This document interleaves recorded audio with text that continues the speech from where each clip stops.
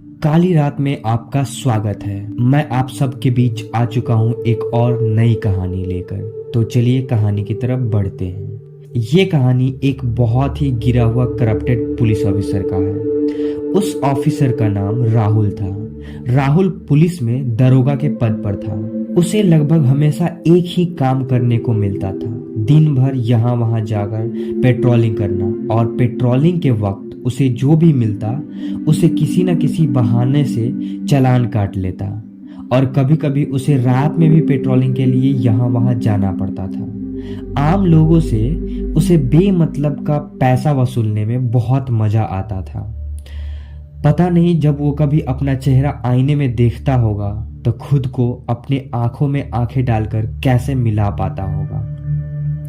वो अपनी इन बुरी हरकतों से बाज नहीं आ रहा था, तो इसकी हरकतों को देखकर इसके सीनियर पुलिस अधिकारियों ने इसे सबक सिखाने के लिए इसकी पोस्टिंग किसी सुनसान जगह पे कर दी। और उस सुनसान जगह मुश्किल से दिन में 2-3 आदमी ही गुजरते थे, तो रात में किसी का आना जाना ये तो मुमकिन ही नहीं था। वहां उसे पेट्रोलिंग रात के 10 बजे से लेकर सुबह के 5 बजे तक करना था। वो पेट्रोलिंग के लिए रात में रेडी होकर जाता है। उसे वहां पहले के कुछ 2-3 दिन कोई नहीं मिलता है जिससे वो पैसा वसूल सके। पर चौथे दिन रात के करीब 10:30 बजे एक आदमी बाइक से गार्ड की पोशाक पहने उस रास्ते से गुजर रहा था। राहुल उसे देखते ही उसे रोकता है और उससे भी कोई ना कोई बहाने देकर चालान काट देता है और कहता है, चल अब जल्दी से 2000 निकाल। वो उस गार्ड से 2000 इसलिए मांगता है क्योंकि उसे कई दिनों से कोई नहीं मिला था। और फिर वो सोचा अब कोई आएगा या नहीं आएगा, इसलिए एक गार्ड की पोशाक देखकर उससे इतना मांगता है। पर गार्ड बहुत विनती करता है। वो कहता है, साहब मैं एक मामूली सा गार्ड हूँ। यहाँ से 10 किलोमीटर आगे एक पुरानी चीनी मिल है, मैं वहां काम करता हूँ। राहुल पूछता है, मैं यहाँ 3 दिन से नाइट ड्यूटी कर रहा हूँ, तुम मुझे पहले तो नहीं दिखा यहाँ।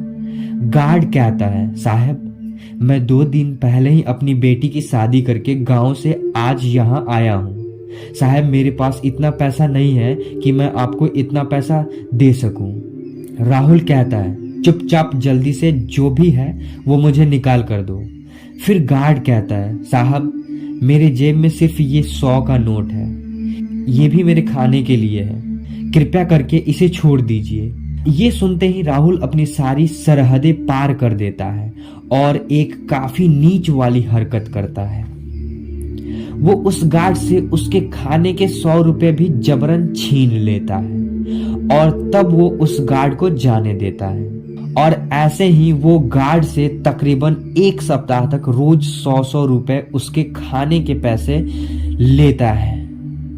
पर गार्ड की 1 सप्ताह लगातार आने के बाद वो अचानक से आना बंद कर देता है और राहुल के उसके घटिया कामों के पैसे मिलना बंद हो जाते हैं। और ऐसा लगभग 2 सप्ताह तक चलता है। और 2 सप्ताह बाद वो गार्ड फिर अपने बाइक से रात में उसी रास्ते से आता है। राहुल उसे फिर देखकर रोकता है और कहता है, कहाँ था तुम इतने समय से? आज तो तुम्हारा लंबा चालान काटूंगा। पर अब चिंता मत करो, तुम्हारा ज्यादा दिन तक चालान नहीं कटेगा। मेरी ड्यूटी अब यहाँ से खत्म ही होने वाली है, बस 1-2 दिन की ड्यूटी बची हुई है। ये सुनकर गार्ड कहता है, ठीक है साहब, आज आप मुझे जितना पैसा मांगोगे मैं उतना दूंगा, पर मेरी एक शर्त है। राहुल कहता है, शर्त? कैसी शर्त? तुम्हारी औकात एक गार्ड की है और तुम मेरे सामने शर्त रखोगे? तभी गार्ड कहता है, नहीं नहीं नहीं साहब, आप तो गलत समझ रहे हैं। मेरे कहने का मतलब था कि आज मेरे जेब में आपको देने के लिए 1 भी रुपया नहीं है, और अगर आज आपको वसूली करना ही है तो चलिए मेरे साथ मेरे चीनी मिल में, मैं जहां काम करता हूं। मैंने वहां कुछ 2-3 हजार रुपए जमा करके अपने चीनी मिल वाले गार्ड रूम में रखा है। आप वहां चलेंगे तो ही मैं आज आपको रुपया दे पाऊंगा। राहुल एक पल के लिए अपने मन में सोचता है, पहले जब इससे पैसा मांगता था तो ये नकारता था, देने से मना करता था और मुश्किल से 100 रुपया इसके जेब से निकल पाता था। आज इसके रूप भी काफी बदला बदला सा लग रहा है। अभी के लिए इसके साथ वहां चला जाता हूँ वसूली के लिए, क्योंकि कई दिनों से कुछ पैसा भी हाथ नहीं आया है, और अगर इसने कुछ वहां उठपटांग करने की कोशिश की या पैसा नहीं दिया तो इसे वहीं ठिकाने लगा दूंगा। इतना सोचने के बाद राहुल उसके साथ चलने के लिए तैयार हो जाता है। इसके बाद राहुल अपनी जीप से गार्ड के पीछे पीछे उसके चीनी मिल में पहुंच जाता है। चीनी मिल पहुंचने के बाद गार्ड राहुल को चीनी मिल के मेन गेट के अंदर ले जाता है और उसे एक जगह रुकने को बोलकर खुद रुपया लेने के नाम पर गार्ड रूम में चला जाता है। राहुल जब अपने आसपास देखता है तो वहां पूरी तरह से अंधेरा था, बस कहीं कहीं बल्ब जल रही थी और बल्ब भी बार बार ऑन ऑफ हो रही थी। राहुल को ये सब देखकर थोड़ा अजीब सा लग रहा था। राहुल को ऐसा लग रहा था कि उसके पीछे कोई खड़ा है और उसके पास आ रहा है। राहुल जब पीछे मुड़कर देखता है तो कोई उसे अंधेरा में खड़ा दिखाई देता है। राहुल अंधेरे की वजह से उसका चेहरा नहीं देख पा रहा था। वो जैसे ही उसे पूछता है कौन हो तुम, तो उधर से तुरंत एक हल्की डरावनी मुस्कुराहट की आवाज में वो गायब हो जाता है। राहुल थोड़ा घबरा जाता है और फिर जब गार्ड को बुलाने के लिए सामने की तरफ मुड़ता है तो कोई ठीक उसके चेहरे के सामने खड़ा हो जाता है। राहुल उसे ऐसे इतने करीब से देखकर एकदम से डर जाता है और पीछे की तरफ गिर जाता है। राहुल जब उसे ध्यान से देखता है तो वो सफेद कपड़ा में लिपटी एक औरत थी जिसका चेहरा देखने में बहुत डरा देने जैसा था। राहुल का इसे देखकर हालत एकदम से खराब हो जाता है। उसे अब क्या करना चाहिए समझ नहीं आ रहा था, इसीलिए वो वहां से उठकर चीनी मिल के एक मशीन के पीछे छिप जाता है और जैसे ही वो भूत को देखने के लिए पीछे मुड़ता है तो उसे उस जगह पर कोई नहीं दिखाई देता है।